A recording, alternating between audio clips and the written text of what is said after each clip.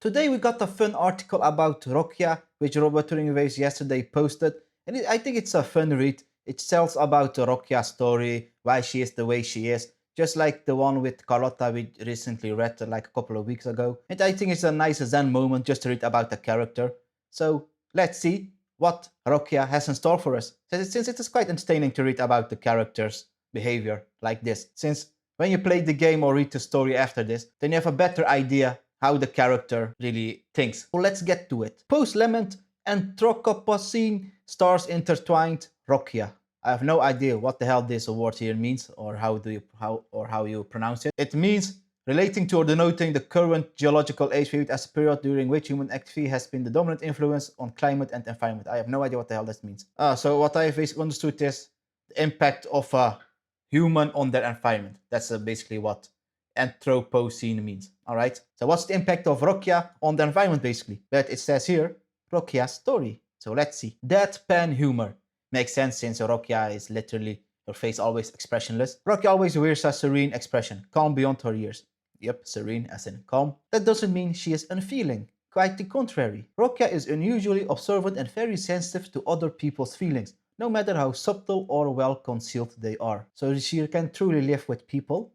That is pretty sweet of her. So she's not like other children, which is pretty cute. When they first came to the island, they noticed the secret anxieties the adults harbor. When they had been living on the island for some time, she noticed the feelings of homesickness her companions tried to hide for fear of them rubbing off on those around them. Roccia, never good with words, but always trying to find a way to cheer them up, accompanied by Pero, of course. So Roccia is basically a sweet little girl trying to cheer up others, like her companions who are homesick. And that's probably also the reason why she is doing this whole performance, why she's traveling with the fools maybe, just to make sad people happy again. She might make a thick soup that reminds them of their hometown, or stage a show that helps them forget about their worries for a while.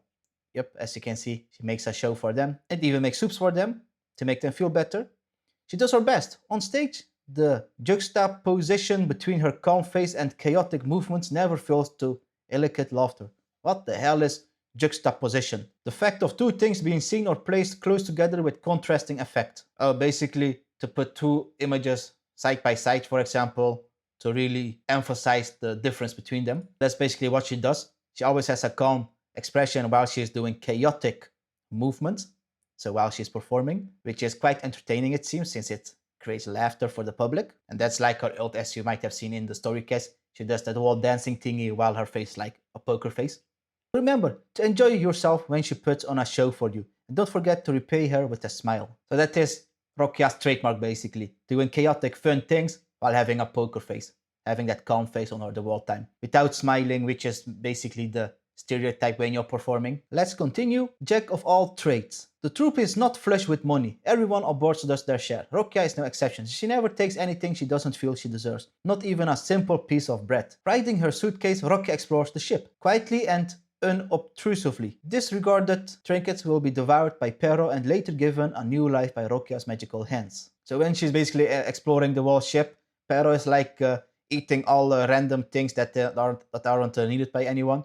And Roccia just makes things out of them. So she's basically recycling unused things on the ship. A cardboard box can be made into a backdrop. Yep. Against which many stories unfold. A shattered glass ball and an old telescope can be transformed into a kaleidoscope. Yep, so she's basically exploring the ship. Pero eats all the things and she recycles them into fun things. Through which light shifts and dances. Loose cyanids buried in the strand are unearthed and brought onto the stage where they get to shine brightly. What the hell are Lucianites? So basically stone things on the beach that Roccia uses to put on the stage to shine brightly for the audience. So she basically makes a cool lights out of those stones she fights on the strand. Some call Roccia and Pero a treasure trove that contains everything. Before the compliment can fully reach her, Roccia is already riding off on her suitcase, her serene expression unchanged. So she's basically quite shy. So she doesn't do it for you to compliment her, she does it so she can make you smile. Soup for the fool. When Dr. Benir first joined the troupe, he was a practitioner of something called the teacup assessment. He would judge a patient's mental state by the shape of tea leaves and make diagnoses and suggestions accordingly. How the hell does that make sense? So your mental state is basically defined by the shape of tea leaves. That is how this doctor works. Makes absolute sense, right? Roccia, who is in charge of the troupe's bookkeeping, soon discovered an issue. Tea is a rare commodity on the island, expensive but not essential. 10 pounds of fish could be traded for 5 pounds of flour, or a single pound of leaves. One day when Bunyar came to Roccia for tea leaves, she offered him 2 pounds of sea fish, 3 pounds of shellfish, 4 pounds of seaweed, and 1 pound of salt. Bro, just for tea leaves? Roccia be like, yeah, you want tea leaves? Yeah, well, give me first all of these things before I give the tea leaves to you. That's a good trade. Roccia took some of the ingredients and made a thick soup with them. So the trade worked. So she literally traded tea leaves for this whole ingredient list. All right. Roccia took some of the ingredients and made a thick soup with them. The soup filled the room with a mouth-watering aroma. Damn. So she basically traded her tea leaves for a whole bowl of thick soup. Those are some special tea leaves. Makes sense since the doctor uses them to diagnose the people's mental state. So that makes sense that the tea leaves are quite special. So the soup filled the room with a mouth-watering aroma. He swallowed hard and finally accepted the offer. Oh, after he tasted the soup, he accepted the trade. All right then, so not after. Okay. From the way the soup looked, Bunyar knew Roccia had a meticulous mind and a peaceful soul. More importantly, the soup tasted heavenly. So Roccia is a great cook, basically. Pero. One ordinary afternoon, a huge suitcase appeared on deck. Oh, so these are the origins of Pero. It was an ordinary suitcase. It was a treasure trove of defiance and creativity. It held various items, a quill still wet with ink, a crumbled handwritten script, a worn but beautiful mask. Oh, is that mask from is the mask that Roccia has from the Pero then? So it came with Pero, this mask. Where's the mask? Oh, this mask. Damn, alright, okay. So a worn but beautiful mask, an unfettered play banned by the order, and a petition signed by hundreds protesting the harsh restrictions on artistic freedom. The suitcase had been left behind a rebellious playwright who refused to churn out cookie cutter plays and disappeared without a trace. So basically the suitcase, so Pero, came with a lot of items, and eventually the suitcase set sail with the ship, listening to the fools sing as they battled hardships on their journey. The objects inside symbolized the final ideas of many creators. Over time, these ideas reacted to the fool's soulful songs, merging together like rivers of inspiration until they became something new, a magical being shiny and dark purple. But so this suitcase came to life.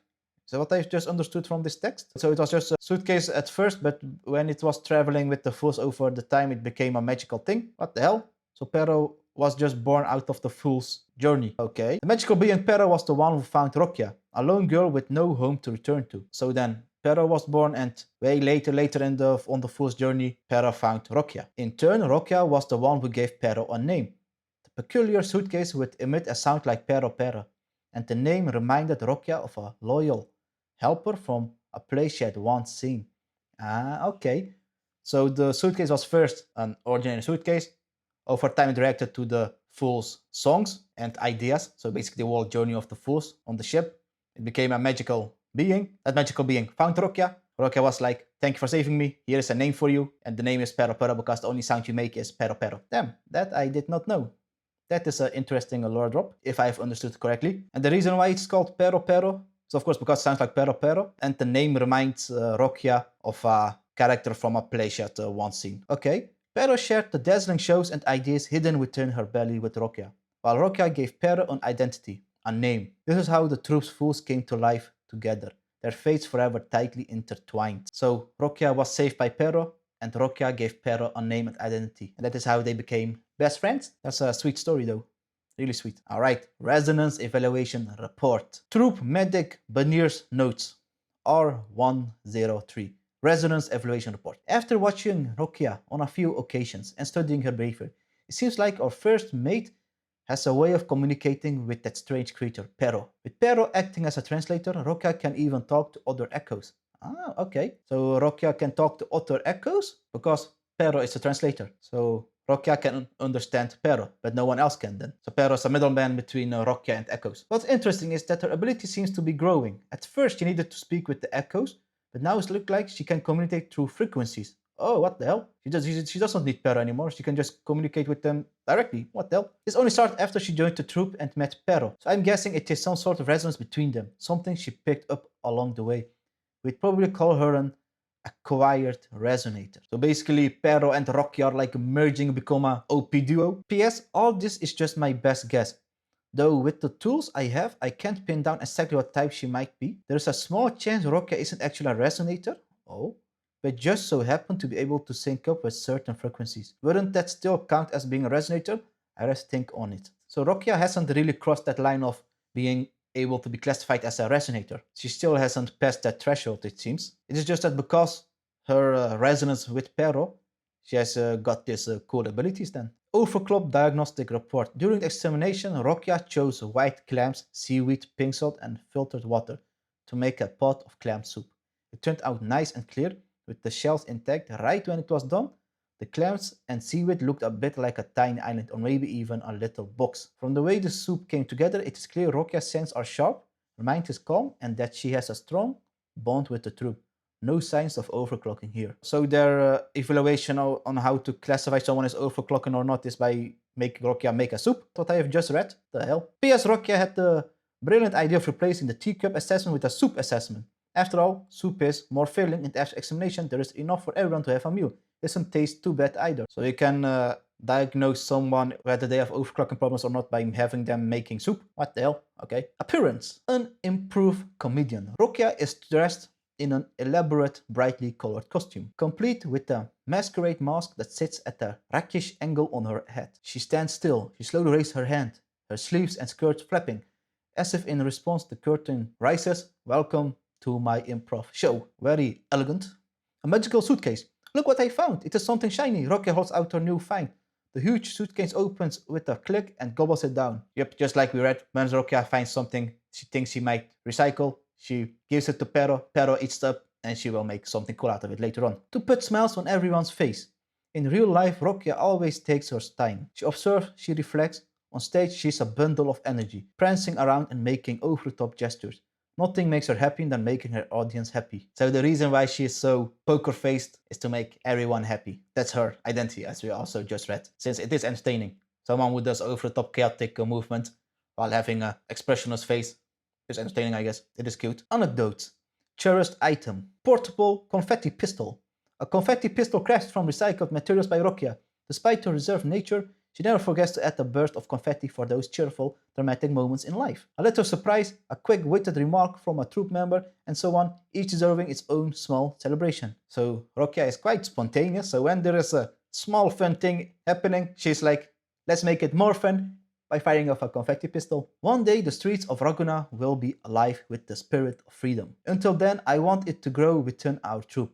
We will make the sad smell help the hopeless dream again, give courage to the fearful, and remind everyone of who we really are. So Roccia's whole purpose in life is to make everyone smile, help the hopeless, give courage to the fearful, and remind everyone of who the fools really are. And who are they? A fun bunch of people who want to make everyone happy by giving fun performances. Roccia's story. Lucanite pebbles, if not collected in time, will lose their glow and turn to dust. Like we just read too, those Lucanite pebbles, so those stones, were they here? Yeah, these stones. Those stones Roccia gathers from the strand, so the beach I think it is, puts them on stage and it acts as a fun light for when they are performing. I used to be one of those lost pebbles, until the troop of fools came along and saved me. Now I can help other lost souls with my own little light. That's what the whole thing about Roccia is, help other people, make them laugh. Thought. Apparently, the mix of my over-the-top gestures and stoic face is hilarious to people. See? Just like that. Oh, did I actually get a chuckle out of it? Because I will keep this style going then. So basically, why Roccia is having this poker face, this expressionless face when doing these cool chaotic performances is because it makes hopeless people laugh, basically. That's what it comes down to. It makes people who are in dark times laugh. It creates good vibe energy. So basically, she's a super sweet girl. Character menu. This is her idol, I see. Pretty cute. A bit pero. She's using her feet. Oh no, I thought she was using her feet to turn this thing, but it just turns out of itself. Idol animation. Voila. Over the top chaotic performances while having a expressionless face because it makes the hopeless people laugh. And that is what Roccia gives energy, motivation. Super sweet. This is her Confetti animation. She's like literally flying around. Very chaotic. Just like we read.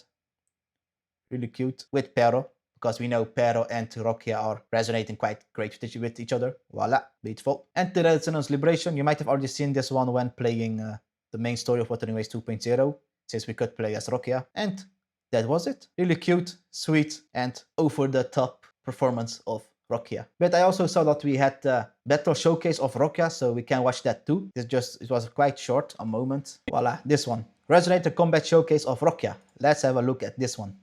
It is quite short, just 1 minute. We'll improvise. Voila. It looks like our The streets of Confetti Upcycler animation. will be alive with the spirit of freedom. Voila.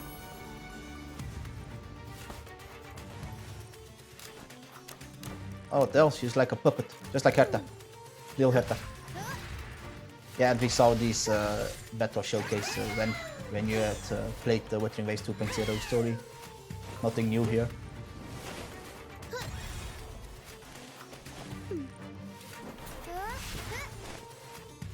Bam.